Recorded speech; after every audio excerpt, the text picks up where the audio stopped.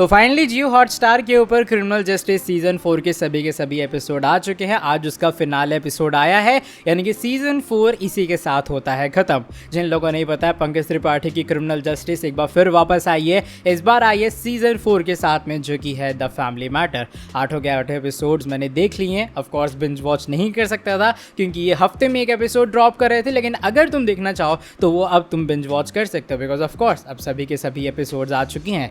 हर एक एपिसोड 40 या 45 मिनट्स के अराउंड लेंथ कैरी कर रहा है। और अगर मैं बात करूँ सीजन के एक छोटे रिव्यू के बारे में, तो भाई डेफिनेटली ये चीज़ एक देखने लायक चीज़ है। अगर तुम्हें कोर्ट रूम ड्रामास पसंद है, तुम्हें कुछ ऐसी सीरीज़ पसंद आती हैं, या तुम क्रिमिनल जस्टिस के ऑलरेडी फ़ैन हो, देखो फ़ैन हो गए तो डेफिनेटली तुमने मिस नहीं किया होगा। लेकिन इनकेस अगर अभी भी सोच रहे हो देखना चाहिए या फिर नहीं, तो सीज़न 4 भी एक मस्ट वॉच सीज़न है।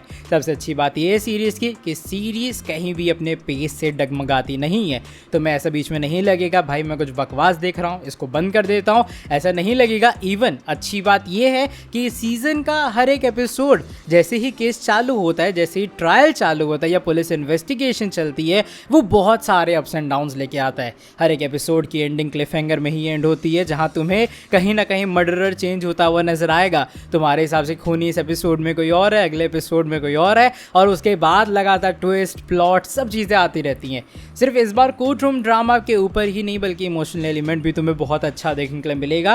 एंड मैं ये तुम्हें वादा करता हूँ कि जब तुम 8th एपिसोड देख लोगे, तुम्हें वो नहीं होगा कि यार मैंने कुछ अपना टाइम वेस्ट किया है, क्योंकि 8th एपिसोड पता नहीं क्यों मुझे ऐसा लगता है इस बार की एंडिंग बाकी सीजन्स के मुकाबले थोड़ी बेहतर एंडिंग है। इस बार एंडिंग वैसी नहीं थी जैसी हम लोगों ने सोची थी, क्योंकि एंडिंग के एंड होने के बाद भी हम लोग के लिए एक ट्विस्ट वहाँ पर बाकी रह गया था। बाय द वे ये तो एक छोटा सा रिव्यू रहा, अब हम लोग एंडिंग ब्रेक डाउन की तरफ बढ़ते हैं। तो उसके लिए पहले स्पॉइलर अलर्ट।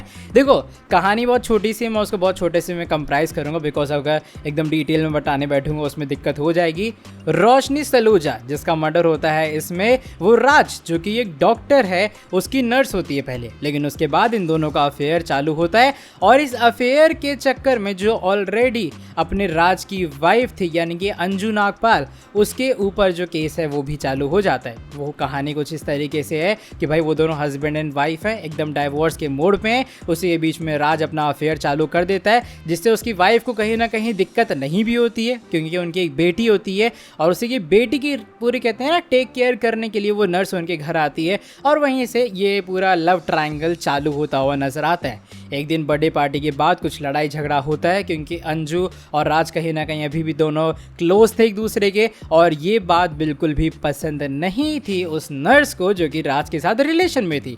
ये कहानी आगे अनफोल्ड होती है, क्योंकि उसके बाद डेथ हो जाती है रोशनी सलूजा की। रोशनी सलूजा की डेड बॉडी के पास में राज मिलता है। राज के सामने वाले ही अपार्टमेंट में रहती है अपने अंजू। अब अंजू और ये जो अपना डॉक्टर है यानी कि राज, ये लोग बचते हैं पूरे केस के अंदर, क्योंकि केस रहता है रोशनी सलूजा मर्डर केस। अब ये मर्डर किसने किया है वो हमें आखिरी में एकदम सीजन के पता लगता है। और ट्रायल कुछ इस तरीके से ख़त्म हुआ है कि भाई अपना जो मर्डर है वो किया है अंजू ने। अंजू आखिरी में होता क्या कि पंकज त्रिपाठी बहुत सारा एकदम कहते हैं ना दिमाग बुद्धि शौक होने की लगा लेते हैं, और ये पता लगता है कि अंजू को आखिरी में ये पता लगा जिस दिन वो मर्डर हुआ था कि जो रोशनी सलूजा थी, जिस नर्स को अपॉइंट किया ही गया था उनकी बेटी की देखभाल के लिए, वो उनकी बेटी को ही टॉर्चर कर रही थी, क्योंकि वो उन्हें डायबिटिक की दवाई दे रही थी। और एक नॉन डायबिटिक पेशेंट को जब तुम एक डायबिटिक की दवाई देते हो या फिर डायबिटीज़ की दवाई देते हो, वो उस पर साइड इफेक्ट करती है। और ऑलरेडी जो उनकी बेटी ईरा थी उसे बहुत सारी प्रॉब्लम्स थी, इवन वो किसी के साथ फेस टू फेस आंख भी नहीं मिला पा रही थी। तो किसी ऑलरेडी बीमार लड़की को और बीमार करने का पूरे तरीके से मोटो था रोशनी सलूजा का। ये देखते हुए एक माँ को बर्दाश्त हुआ नहीं और अंजू ने उसका मर्डर कर दिया। साथ ही में हमें ये भी पता लगता है कि भाई रोशनी सलूजा का इससे पहले अबॉर्शन हो चुका है, जो कि ऑफ कोर्स राज के कारण ही वो प्रेग्नेंट हुई थी। लेकिन राज की माँ ने उसे पैसे दे के, ताकि उस पैसे से वो अपनी असली माँ की जान बचा पाए, उसके कारण उसने अबॉर्शन भी करवा लिया। लेकिन ये अबॉर्शन का दुख उसे सहा नहीं गया, इसलिए उसने डिसाइड किया कि वो अंजू और राज की बेटी ईरा को टॉर्चर करेगी। और जैसे ही ये बात पता लगती है अंजू अंजू को अंजू ने वो मर्डर कर दिया। और ये आखिरी में जाके कन्फेशन भी आ जाता है कि भाई मर्डर राज ने नहीं बल्कि मर्डर अंजू ने किया है, और पंकज त्रिपाठी एक बार फिर से केस जीत जाते हैं। लेकिन एंडिंग यहाँ ख़त्म नहीं हुई है, हमें ये भी पता लगता है कि भाई धीरे धीरे करके पैसे मिल चुके हैं माधव मिश्रा को, वो एकदम खुश अपनी ज़िंदगी में। लेकिन 3 महीने बाद वो एक बार फिर से जाता है अंजू से मिलने के लिए, क्योंकि ये पता लगता है कि अंजू को कैंसर है, पेनक्रियाटिक कैंसर है, और वो भी 4th स्टेज का, यानी कि उनकी बस कहते हैं ना गिने चुने कुछ दिन रह गए हैं और उसके बाद वो मर जाएंगी। ये सुनते ही माधव मिश्रा जाता है, वो अंजू जी से मिलता है और वो उनसे कहता है कि आपने कोर्ट में तो सब कुछ एक्सेप्ट कर लिया कि भाई ठीक है ऐसा हो गया वैसा हो गया, आपने ही मर्डर किया है, लेकिन रियलिटी एक्चुअल में कुछ और है। फिर माधव मिश्रा अपनी साइड की एक स्टोरी बताते हैं जहाँ पर वो बताते हैं कि जो मर्डर है वो राज नहीं किया है, और अंजू और राज दोनों ने मिलके जानबूझ के ईरा के कारण, क्योंकि भाई उस लड़की को तो कैंसर है अंजू को, अब अंजू को अपनी बेटी की देखभाल करने के लिए कहीं ना कहीं एक फादर की ज़रूरत है, और अगर वो मर जाती हैं कैंसर से तो उसके बाद राज ही इकलौता वो इंसान है जो कि उनकी बेटी को अच्छे से संभालेगा। क्योंकि भाई ऑफकोर्स एक फ़ादर होने के नाते राज एक अच्छा रिस्पॉन्सिबल फादर प्रूव करता है अपने आप को, और इसी चक्कर में जो अंजू है वो अपने ऊपर पूरा ब्लेम ले लेती हैं, जबकि मर्डर राज नहीं किया होता है। क्योंकि देखो उनका ये मानना है कि भाई मुझे तो कैंसर है ही, मैं तो मर ही जाऊंगी, क्यों ना अपनी बेटी को बचाने के लिए एक जो कहते हैं ना मदर सेक्रीफाइस है वो अंजू करती है और पूरा ब्लेम अपने पे लेती है। कुछ महीने बाद जाके ये बात डिस्क्लोज होती है कि भाई अंजू को कैंसर है, जिसके कारण उन्हें जो पूरा मेडिकल हॉस्पिटल के अंदर शिफ्ट वगैरह भी कर दिया जाता है।